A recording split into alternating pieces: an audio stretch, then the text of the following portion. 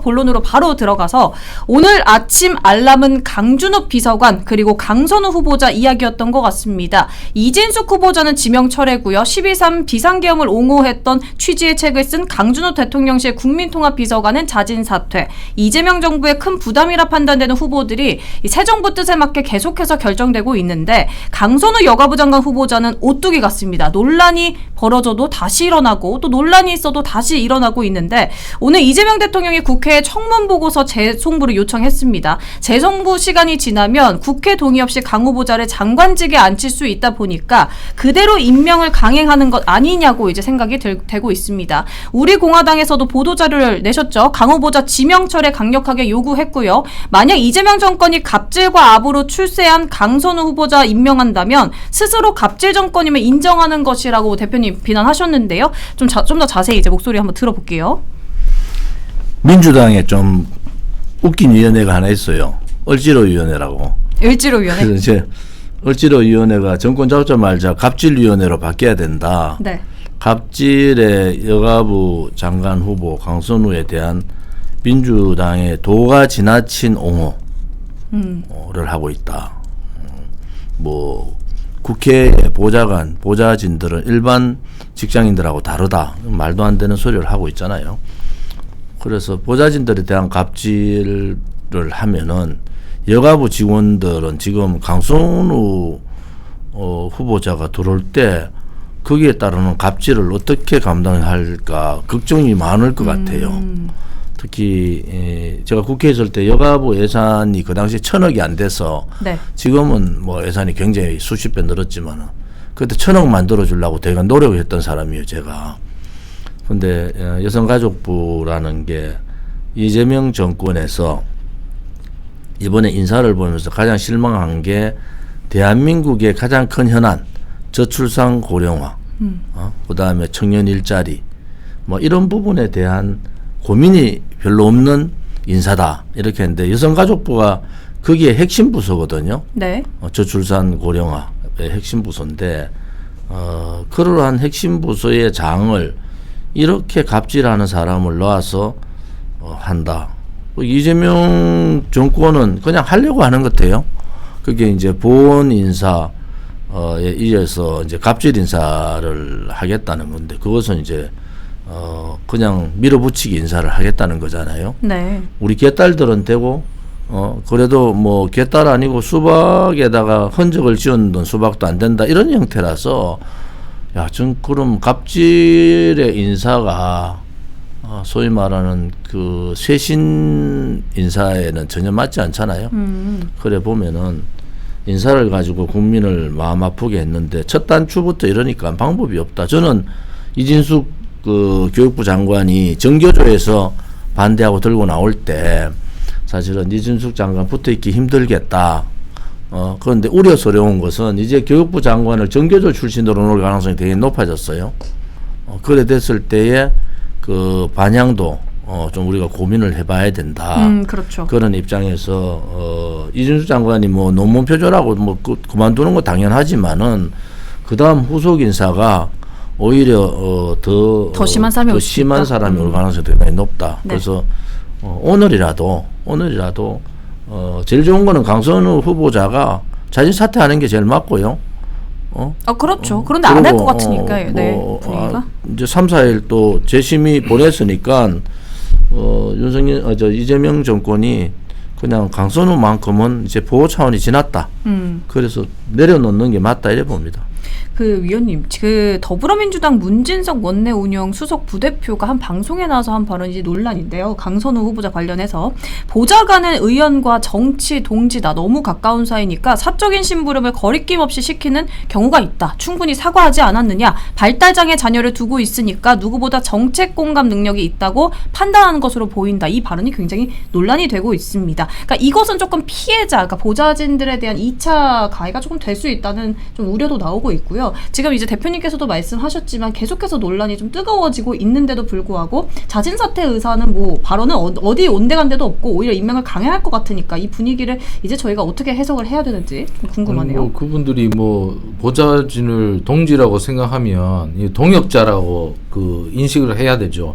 동역자는 일을 같이 하는 사람들이죠. 그러니까 나와 같은 목표를 위해서 나와 같은 동질의 노동을 함께 하는 것이 바로 동역자이고 동지죠. 네. 근데 강선우 후보자는 자기가 하기 싫은 것을 동역자에게 시켰지 않습니까? 자기가 똑같은 일을 해야 되는데 자기가 하기 싫은 일은 보좌진에게 시키고 자기는 편한 일만 하고 그렇기 때문에 동지도 아니고 동역자도 아니죠. 그렇기 때문에 보좌진하고도 같이 함께 갈 수 없는 9명의 보좌진도 리드할 수 없는 그런 리더십을 가진 국회의원이 내각에 들어와서 장관을 한다는 것은 어불성설이죠. 그것을 지금 언론, 특히 오늘 한겨레신문 일면에서 입과 귀를 닫은 대통령실 이렇게 일면 톱으로 상당히 높은 수준으로 이재명 대통령을 비판했습니다. 네. 강선우 장관 지명을 갖고 그렇게 진보 언론에서 돌아섰고 그리고 시민단체에 돌아섰고 그리고 문재인 정부의 여가부 장관이 그렇게 경고를 했다는 것은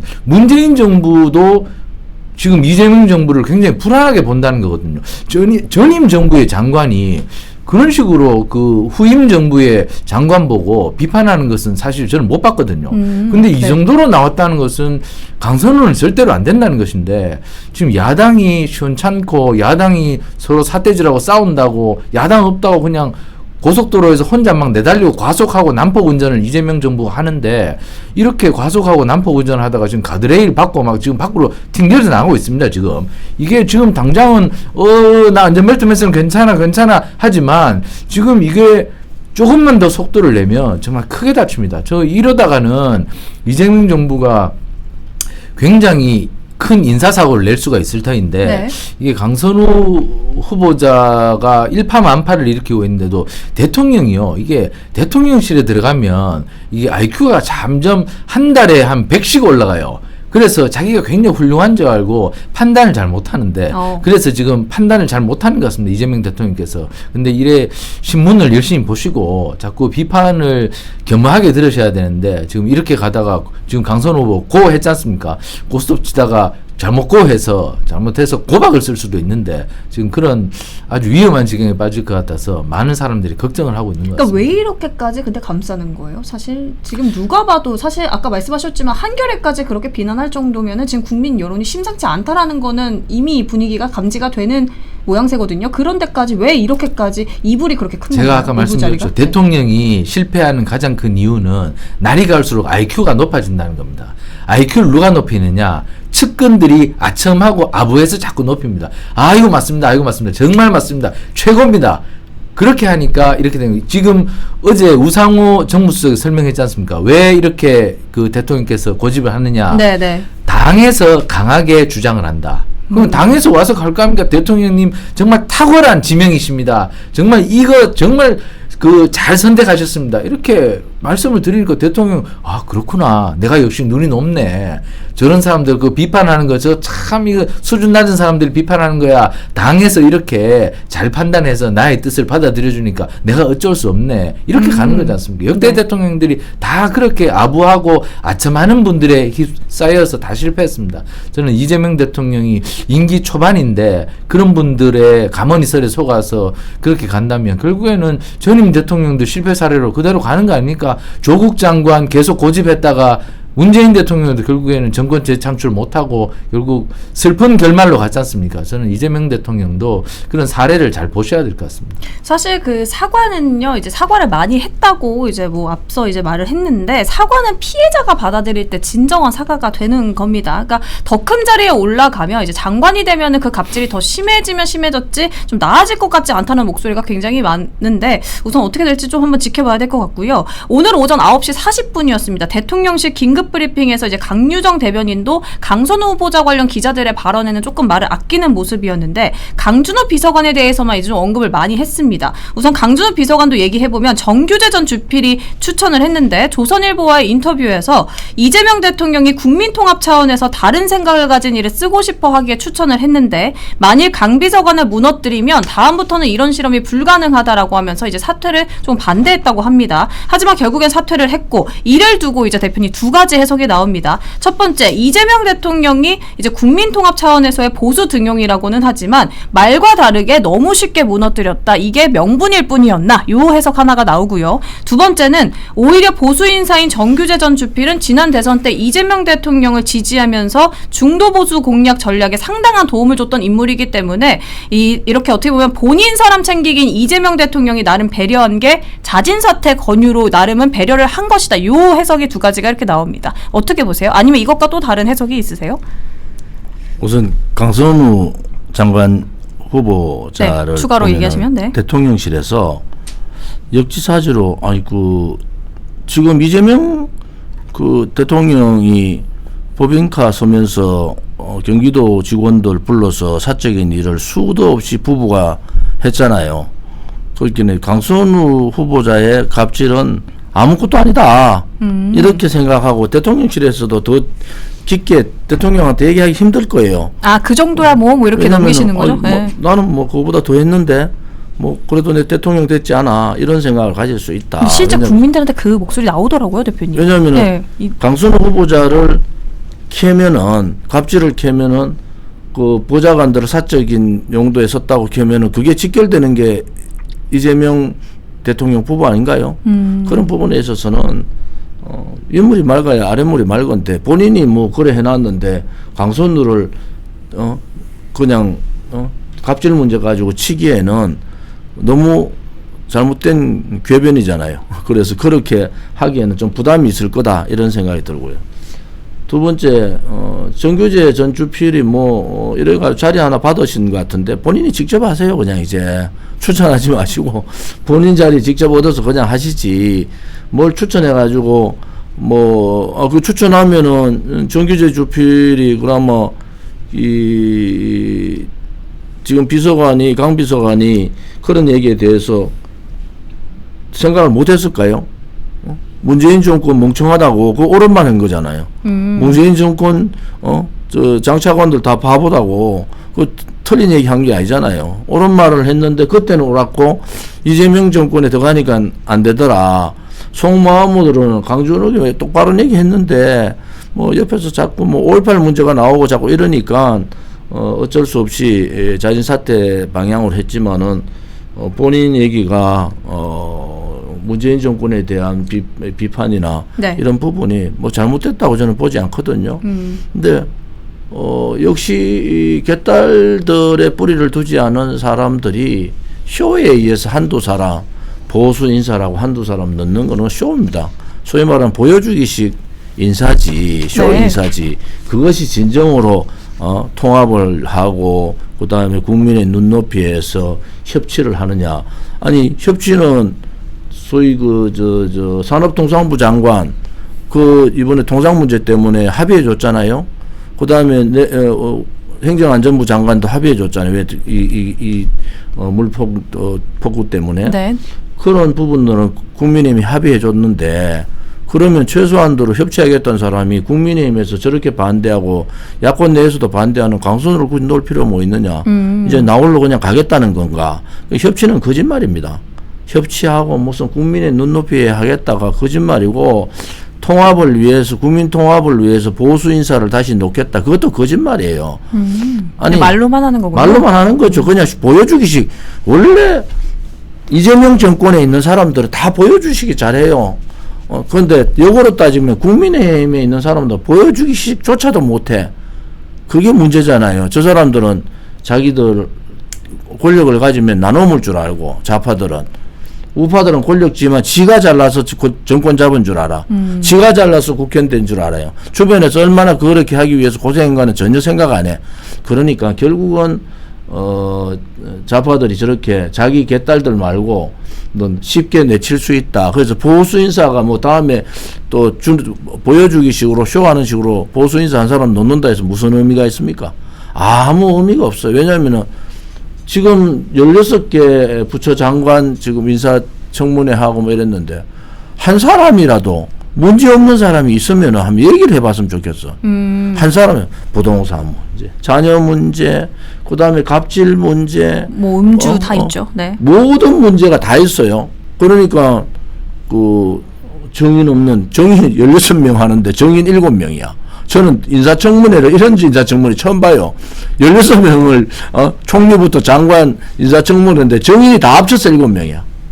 자료는 거의 맹탕 자료고 그래서 더 캐면은 더 많이 나올 텐데 네. 정인도 없이 뭐 총리는 이틀, 장관은 하루 지나가면 뭐 그냥 이재명 우리 개딸 아버지 이재명 대통령 임명해 주겠지 뭐 그래 생각하는 거예요.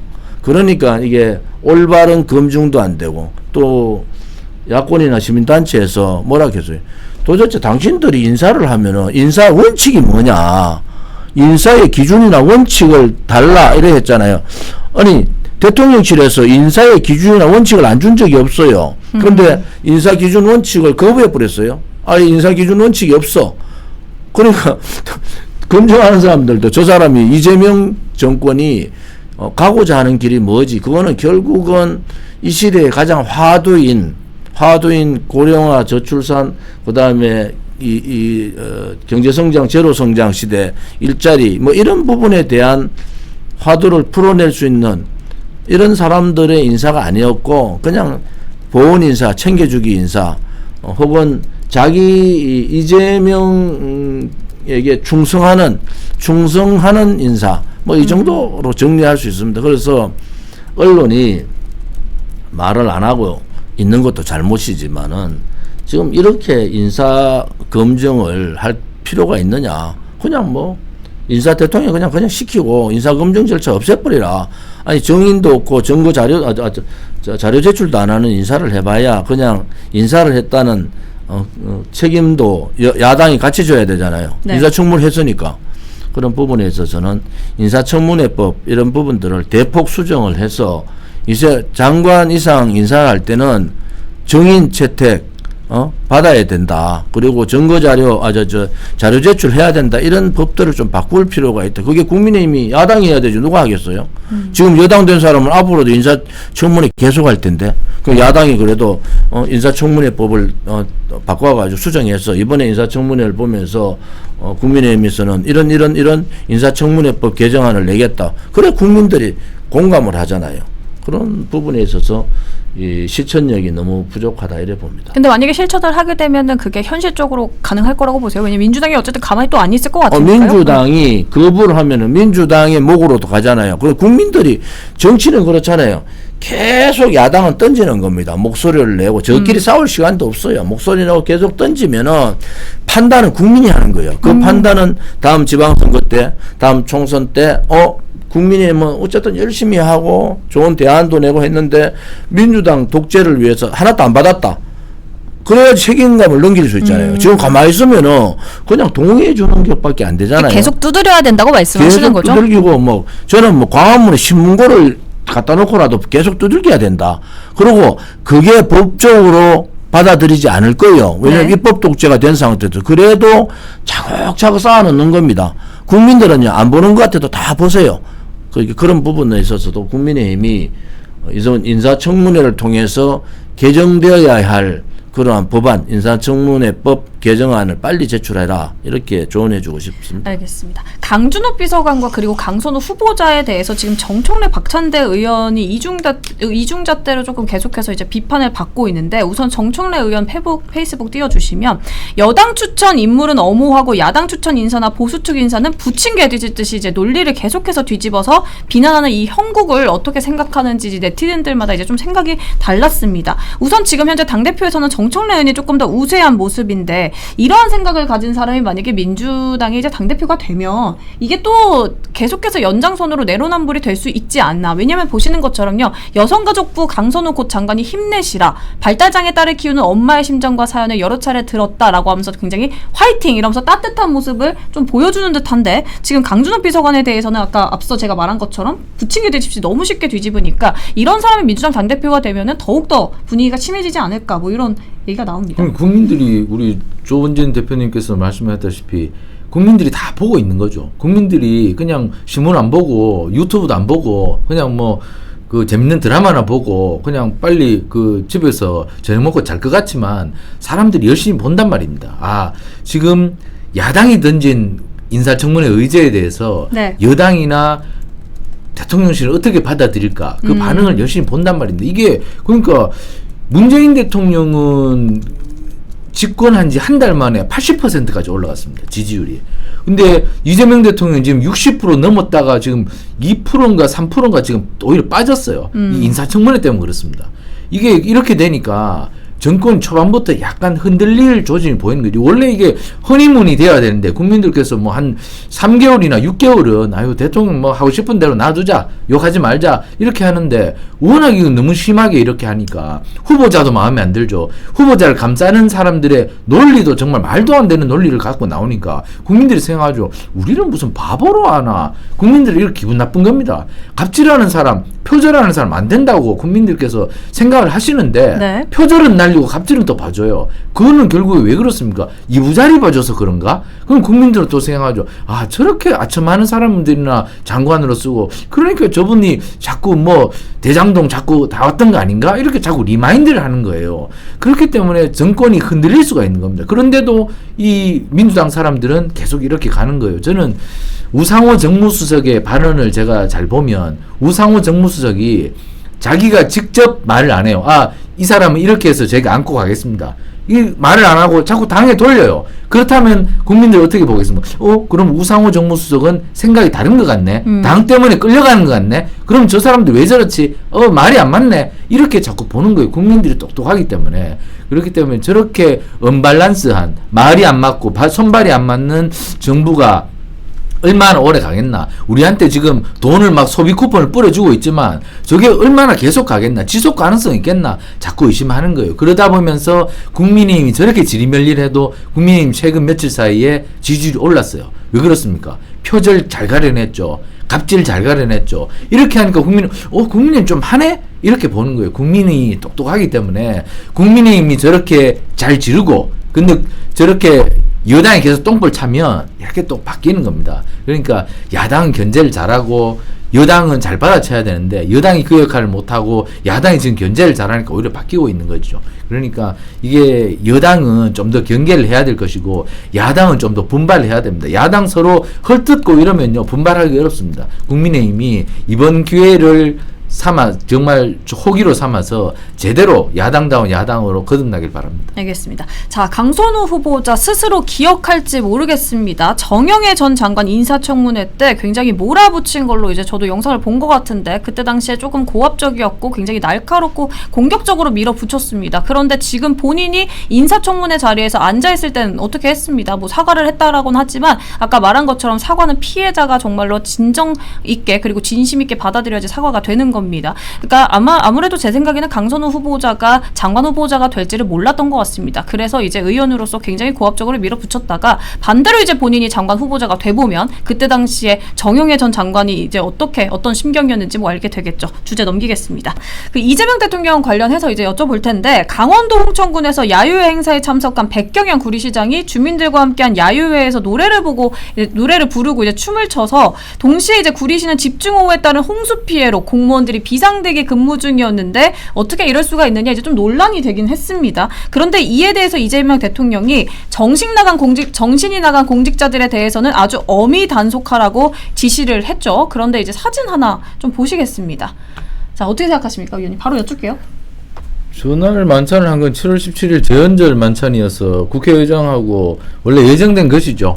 하지만 저주 내내 비가 많이 왔습니다. 그러니까 전날만 비가 온 것이 아니고 저주 내내 비가 많이 와서 재해가 굉장히 예상되는 상황이었기 때문에 저것을 그냥 뭐 짧은 담소로 마무리하고 그 대통령께서는 그 재난상황실로 가셔서 전국의 상황을 점검하고 그리고 필요한 중앙정부의 자원들을 빨리 각 지방정부로 내려보내는 그런 지휘를 하셨어야 되는데 저것은 좀 과했죠. 저렇게 식사를 하시면 안 되죠. 저거는 저 굉장히 급박한 상황이고 비가 그냥 뭐 예정대가 내리는 게 아니고 요즘 비는 막 와르르 쏟아지지 않습니까? 그렇기 때문에 저것은 굉장히 부적절했다. 과거에 코로나 났을 때 문재인 대통령이 그때 그 기생충의 그 영화 감독 불러서 파안대소했을 때 얼마나 국민들이 아파했습니까? 그런 것들을 좀 대통령은 생각을 해야 되는데 지금 재해로 엄청나게 많은 사람이 돌아가요. 이게 후진국이 이렇게 비가 와서 많이 죽고 하는데 이건 굉장히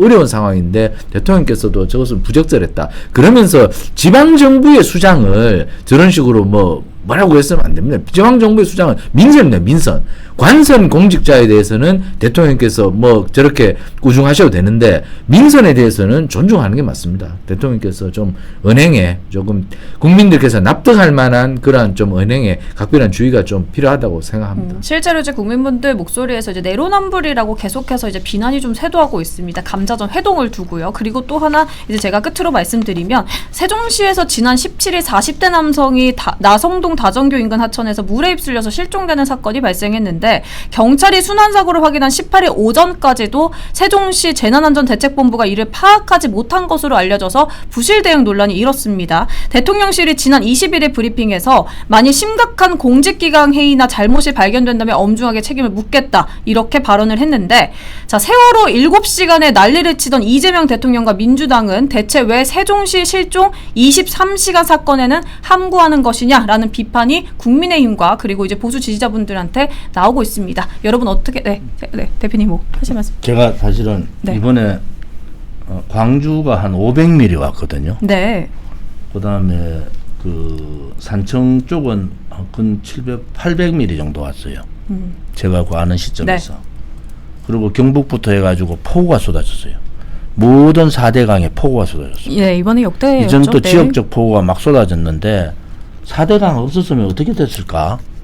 이게 지역적 폭우가요. 1년에 반의 물이 쏟아지잖아요. 그래서 4대강 보호 없애라고 했던